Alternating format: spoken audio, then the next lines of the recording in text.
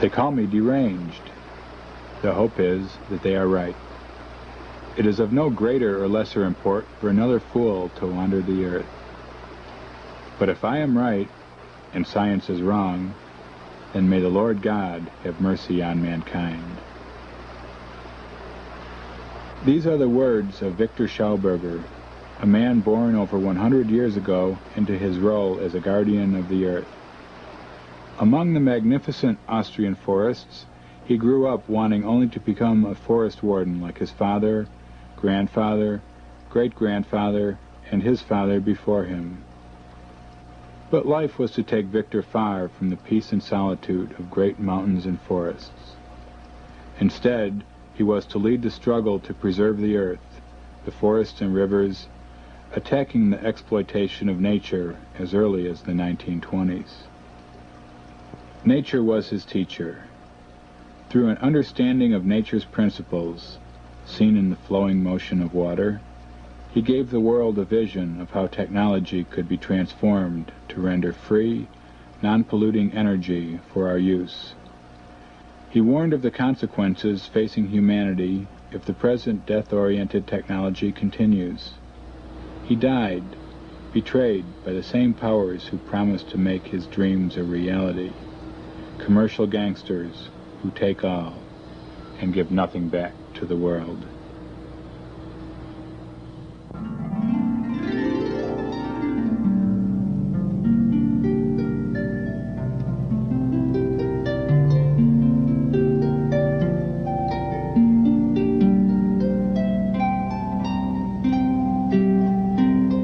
When a man dies, the bell tolls.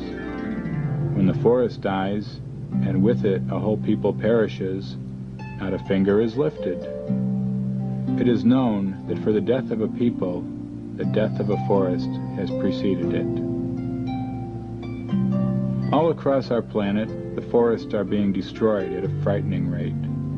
From the Amazon to Sumatra, from Siberia to Australia, from Alaska to California, the great virgin forests are rapidly vanishing, the victims of logging, acid rain, and drought.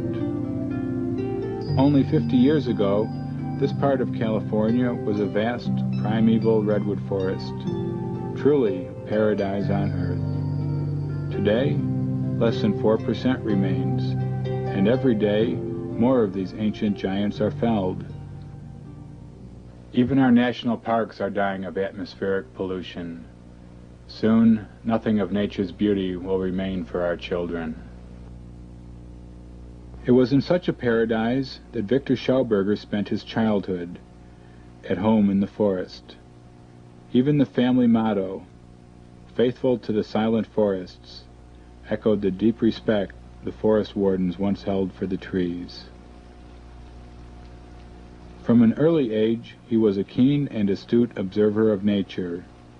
He learned directly from nature, closely studying the relationship between the earth, the trees, and water. But water, the lifeblood of the earth, became his consuming passion, and he set out to discover its laws and character, to learn the secrets of its power.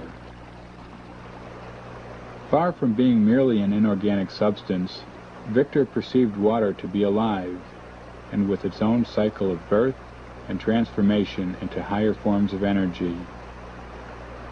He spent hours studying the flow of the natural waterways, how water moves in characteristic patterns, how water currents become stronger in the early hours of the morning when it is coolest, and particularly during full moon.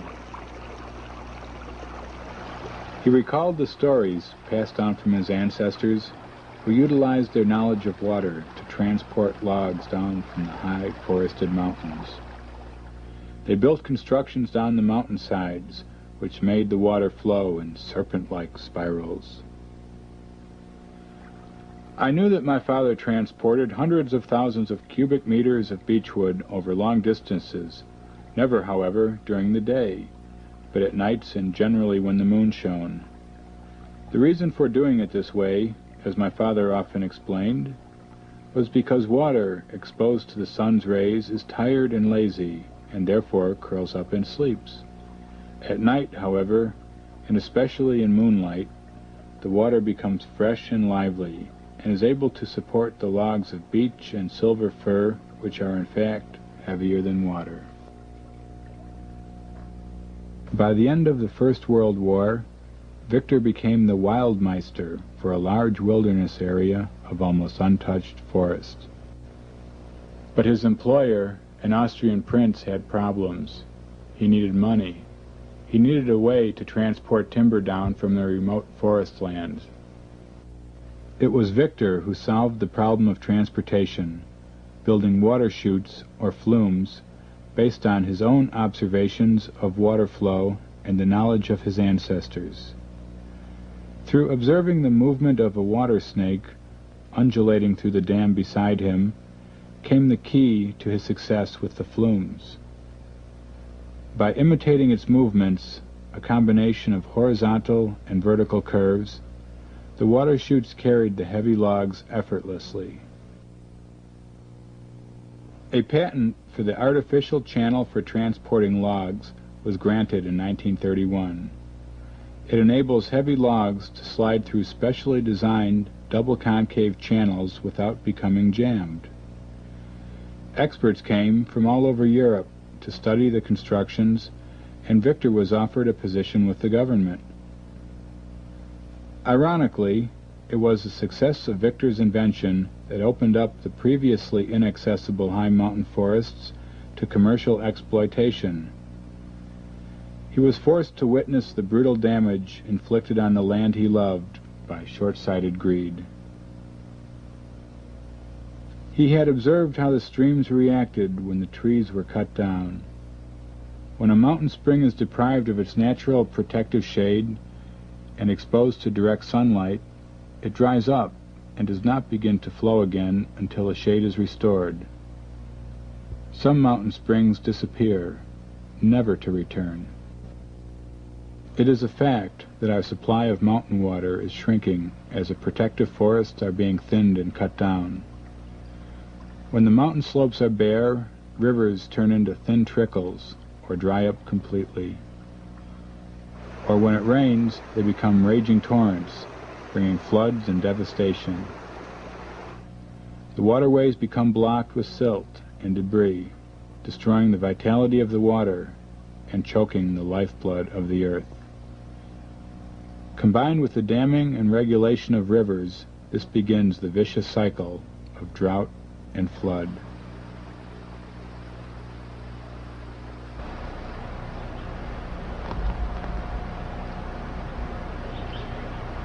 Here's some soil from the forest floor, still underneath the trees. Very humus-rich. It's a very alive soil, type that can still sustain life. Here's soil that's left over from logging and general human habitation in the forest area here. See, it's very hard and stony. Nothing really grows in it here, except maybe some bracken ferns and what have you, maybe some desert plants. So what you see here is the actual changeover from the rich life of the forest to the desert that the people have brought through their activities.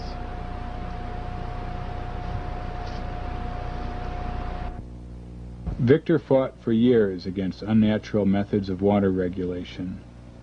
Another patent, granted to him in 1929, was a construct for creating wild brooks and flow regulation.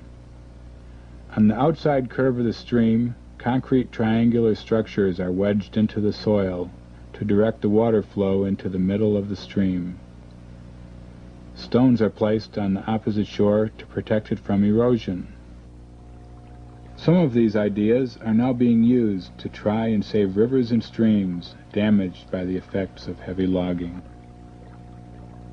But back in the early 1920s, Victor's warnings fell on deaf ears.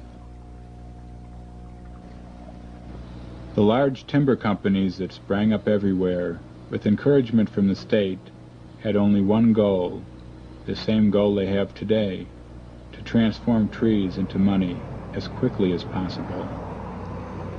Angry and disillusioned, Victor resigned from his position and turned away to continue his explorations of the mysteries of water alone.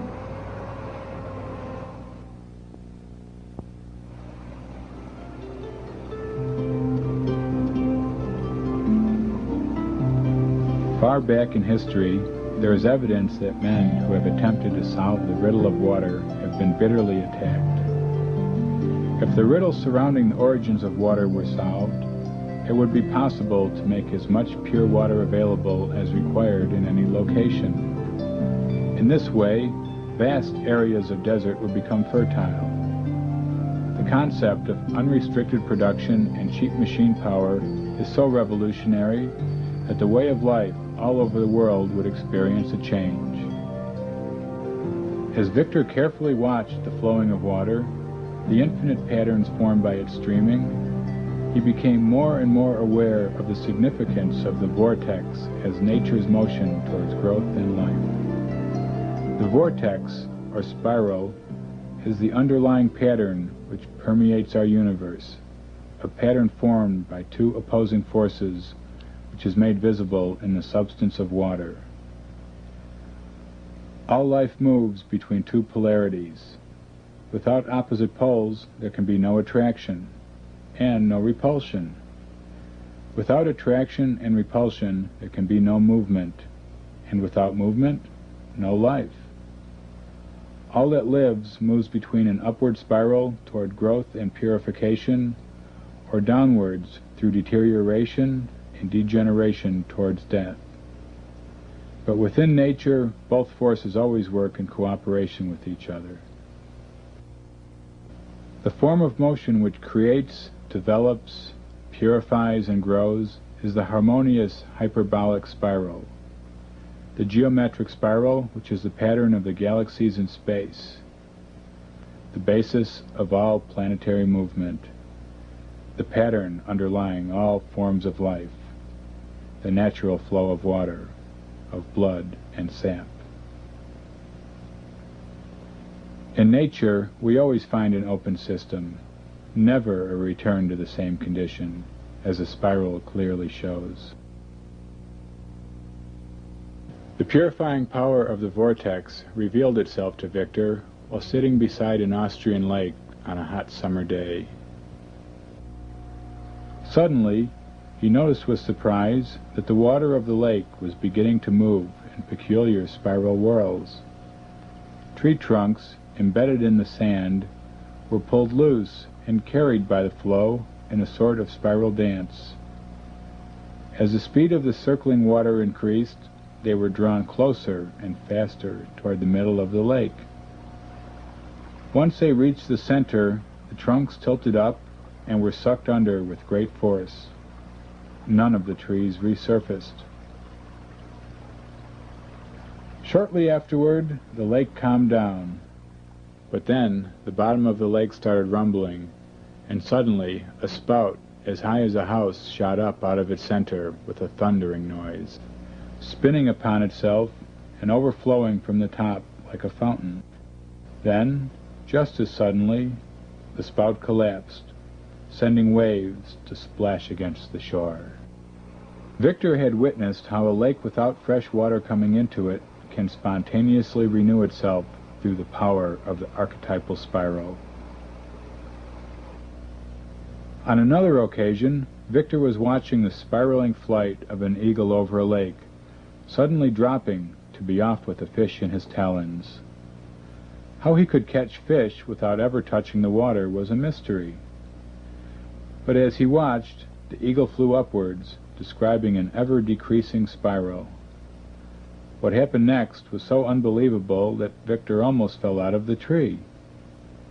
Fish in the lake were spiraling upward, just like the bird above. One after the other, like pearls on a string, they came closer to the surface.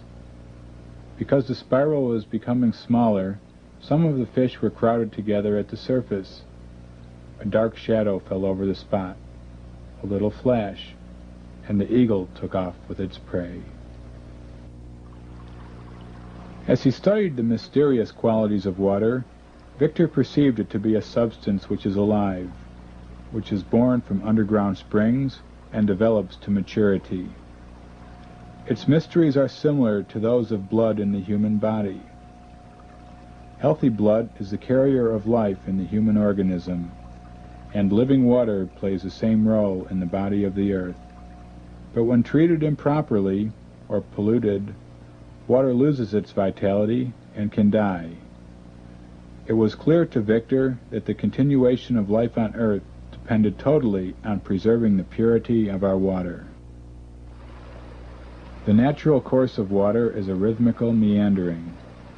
This principle becomes manifest in all dimensions of flowing water, from the small trickle with its little rhythmical loops, through rivers whose loops grow ever larger, to the loops of the ocean currents surrounding the earth.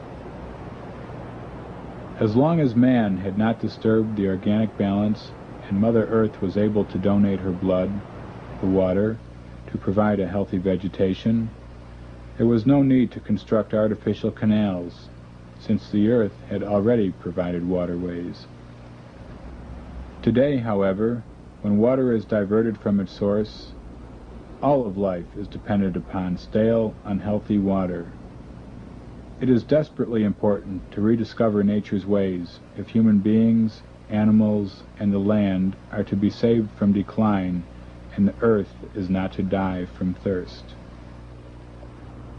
The most convincing and obvious proof that life is gradually perishing can be found in the streams and rivers of our industrial areas, which are already so polluted that they are no longer rivers, but streaming sewers. Here, the Chicago River is not only a chemical cesspool, but its flow has been artificially reversed. As a result of such widespread pollution, our underground water, including most private wells, and the springs which are the source of our water, are becoming contaminated and unfit to drink. They are now poisoning people, just as they have killed the fish which only a few years ago used to splash in them. When Victor prophesied early this century that a bottle of water would soon be more expensive than wine, he was ridiculed by all the people around him. But drinking water is more expensive than gasoline today, and countless millions in the world are dependent on bottled water to survive. The droughts are getting worse. The underground water tables are falling lower than ever. Back in the early 1930s, Victor set to work to build a machine that would produce good drinking water artificially. It would copy the natural processes of bubbling mountain spring water. His first plan for a water purifier developed into this egg-shaped apparatus for what became known as biosynthesis. In this process, small amounts of trace minerals and carbon dioxide are added to the water, which is then energized in darkness, set into a harmonious spiral motion by the specially shaped agitator. The dynamics of the water flow are simplified in this diagram. A cooling coil provides the temperature control, and the vessel is enclosed in an insulating shell to contain the implosion energy within. The egg shape, another of nature's secrets, was chosen by Victor as a perfect form for a vortex chamber. An egg has a perfect curve for sustaining the momentum of a vortex within it. A central theme of Victor's thinking was the cycloid space curve, observed in the motion of the planets as they orbit around the sun, while at the same time spinning on their own axes. They move in open spirals, or eggways, as Victor called them. The spiral pipe incorporates this characteristic. It is conical and generally egg-shaped, except for an inner bend which causes the water to roll inwards, as shown in Victor's egg geometry. Word soon spread that Victor Schauberger could make living water, and people streamed to his home to try it, with excellent results. He became known as the water magician. The vitality of water can be measured by its electrical potential. Every drop manifests an electromagnetic field, as does every body on Earth. The structure of moving water consists of layers, and from the outside layer towards the center there is an increased density and an increase in electrical potential.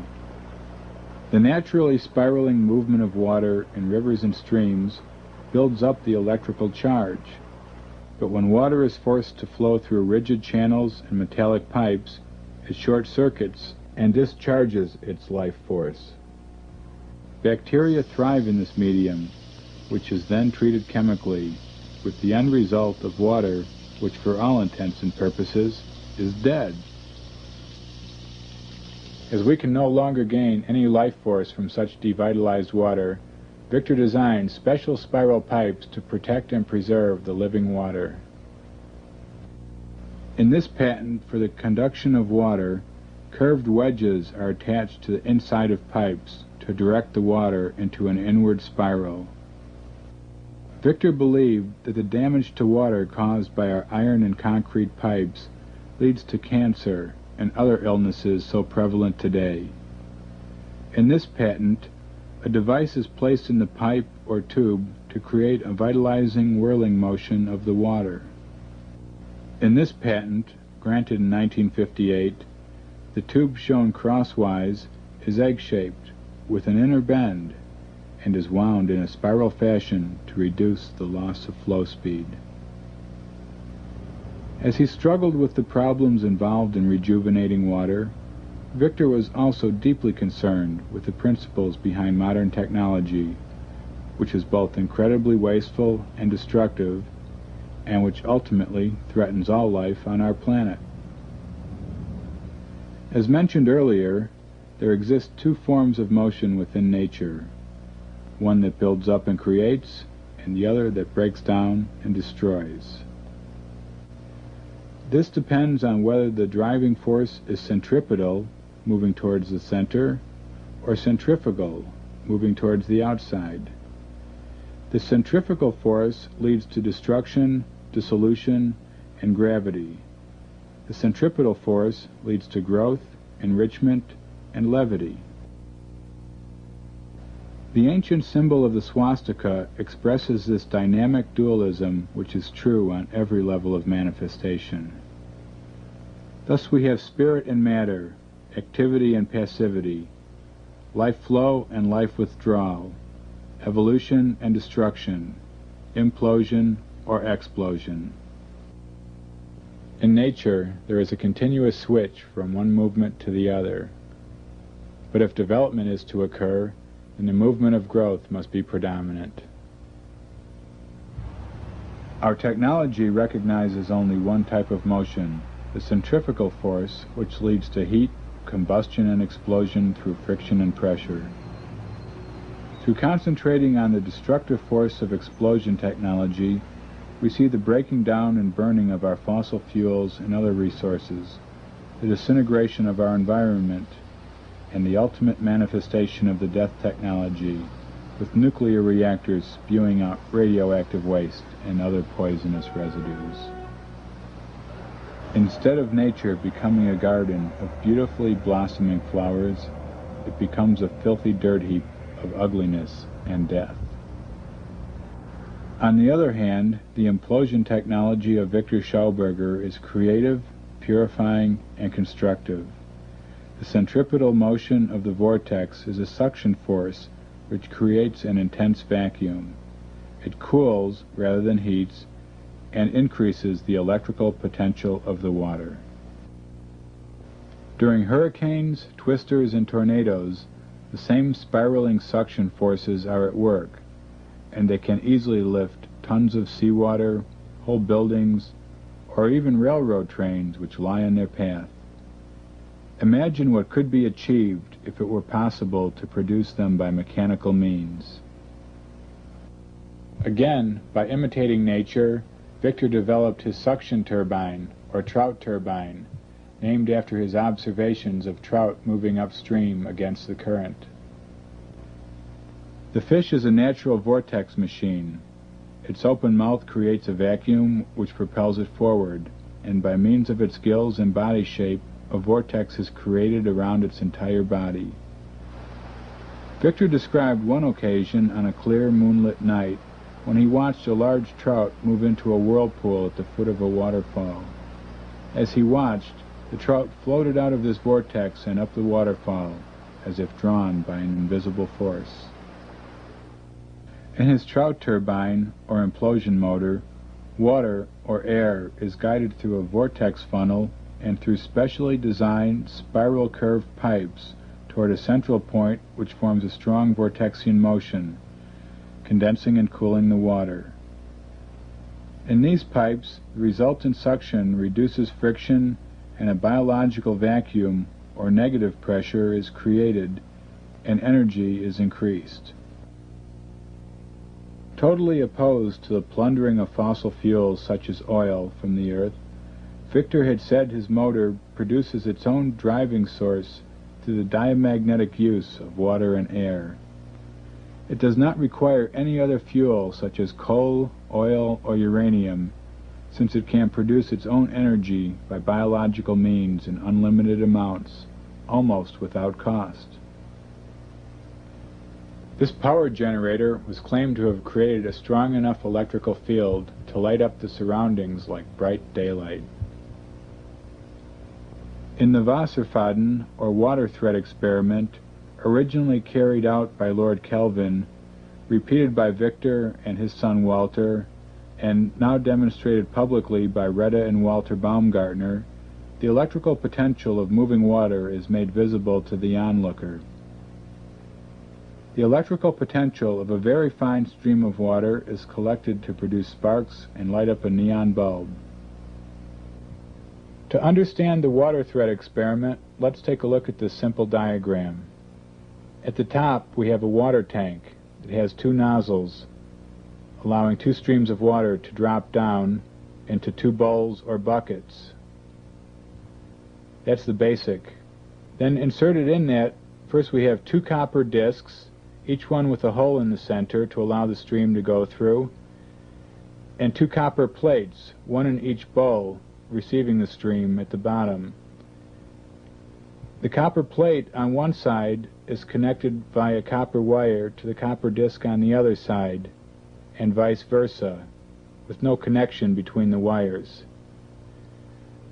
When the streams start to flow, the first thing that's noticed is that the water begins to curve up and tries to reach back to the copper disc. That is, it takes on a levity function and goes counter to gravity. When this experiment is performed in the dark, if a neon bulb is put into the stream, contrary to known laws of electrostatics, it will light up.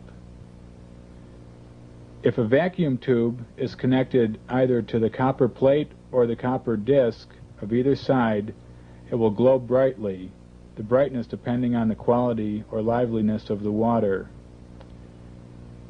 If one touches the copper disc, they will certainly get a small shock. This experiment shows the levitational powers of a vortex in the egg shape. This is an egg on a string here, in a stream of water.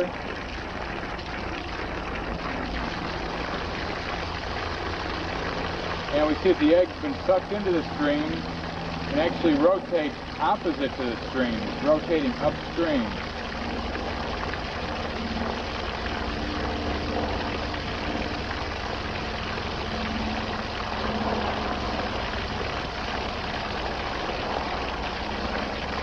Again, we'll see that it's sucked in. Unwind.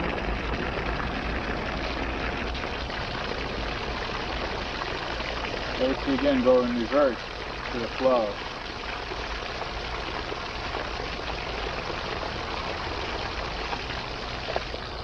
This same principle was used by Victor for experimental flying discs, which were successfully flown during his research in World War II. In the implosion motor, a diamagnetic field was developed which made the lifting power possible. On the 19th of February, 1945, near Prague, the first test of an unmanned flying disc took place. In 3 minutes it climbed to a height of 15,000 meters and attained a horizontal speed of 2,200 kilometers per hour. It could hover motionless in the air and could fly as fast backwards as forwards. This flying disc had a diameter of 50 meters.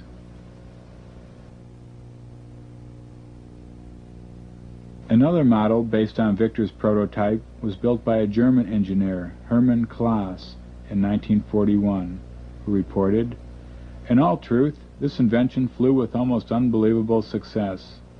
It climbed straight up into the air so suddenly that unfortunately it hit the workshop ceiling and crashed to the ground in pieces." In 1934, Hitler had specially requested to meet Victor and was well informed of his earlier work.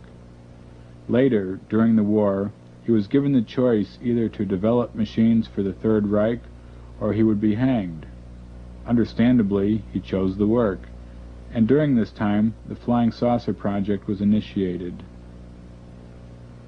During this period, consideration was also given to biological submarine design. Victor was against using biotechnology for destructive purposes, and probably never released his full designs to the Nazis. However, this may have given rise to the rumors later on that Hitler had escaped to South America in a flying saucer or submarine, that his death in the Berlin bunker was a fabrication. Whatever the truth, both the Russians and the Americans were highly interested in Victor's work. After the war, the Russians ransacked his apartment and then blew it up to prevent the Allies from gleaning any overlooked secrets. He was confined by the Americans in what was called protective custody for almost a year and was forbidden to take up any further research into the atomic energy fields. He had warned about the danger of nuclear power and called the splitting of the atom an offense against nature.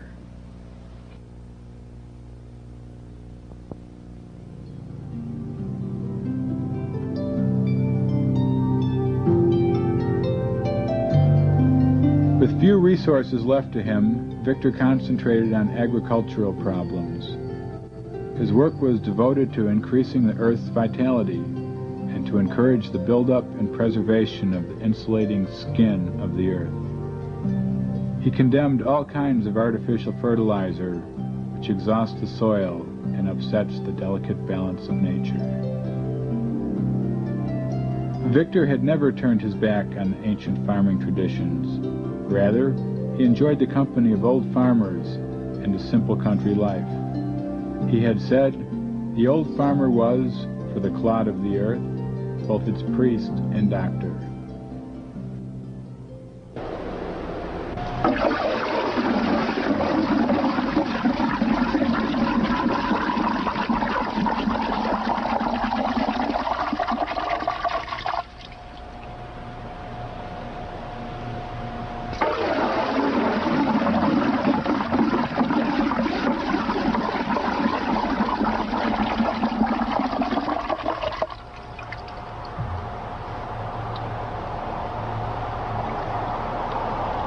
In Schauberger's writings, he relates one ancient practice that had survived up to his time, and that was called the practice of clay singing.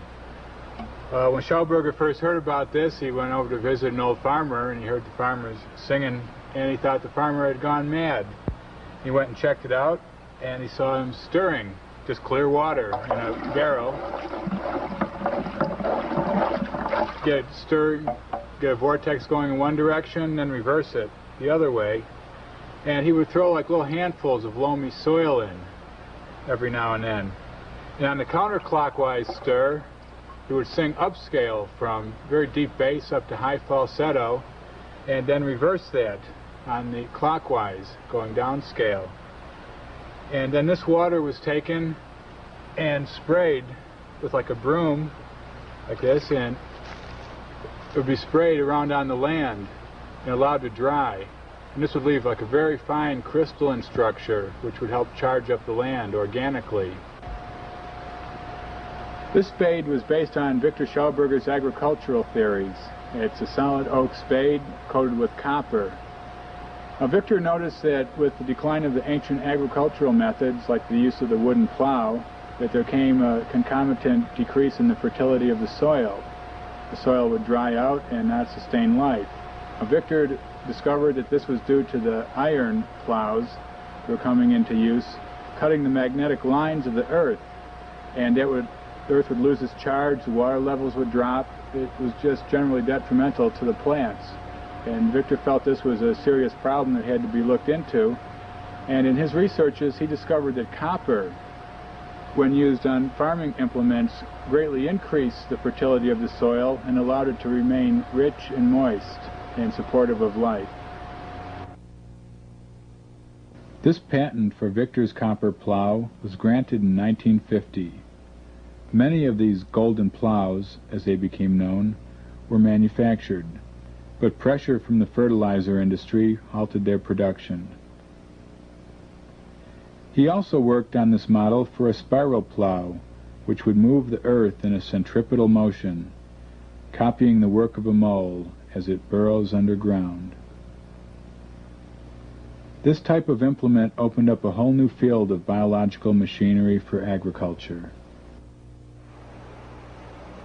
But despite his wonderful discoveries, and with increasing bitterness, Victor realized that all of his attempts to alert the establishment to the breakdown of the ecological order were falling on deaf ears.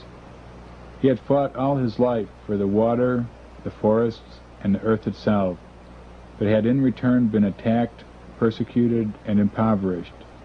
His health was also failing.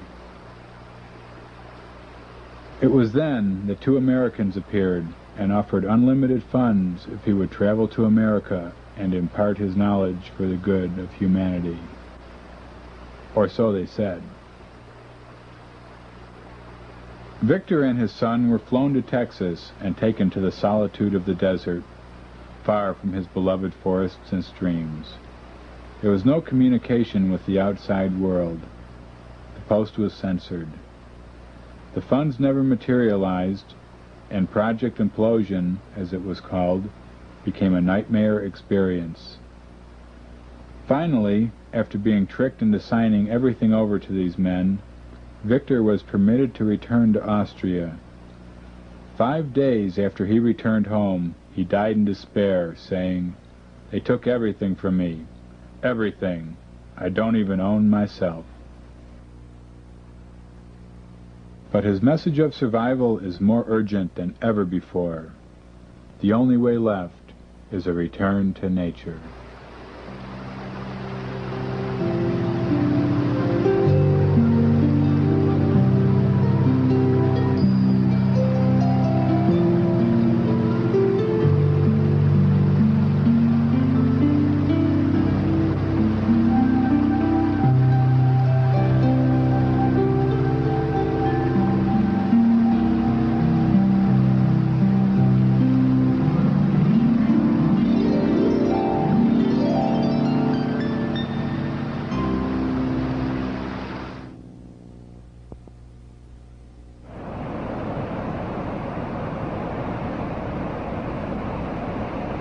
Elements die as men die on account of the corruption in them. As water at its death, as it were, consumes and devours its own fruit, so does the earth its own fruits. Whatever is born from it returns to it again, is swallowed up and lost, just as the time past is swallowed up by yesterday's days and nights, the light or darkness of which we shall never see again. It is no weightier today than yesterday, not even by a single grain, and will, after 1,000 years, be of the same weight still. As it gives forth, so in the same degree it consumes. The death of the water, however, is in its own proper element, and that great terminus and center of water, the sea, wherein the rivers and whatever else flows into it die and are consumed as wood in the fire. Rivers, indeed, are not the element of water, but the fruit of that element, which is the sea. From this they derive their origin, and in this they receive both their life and their death.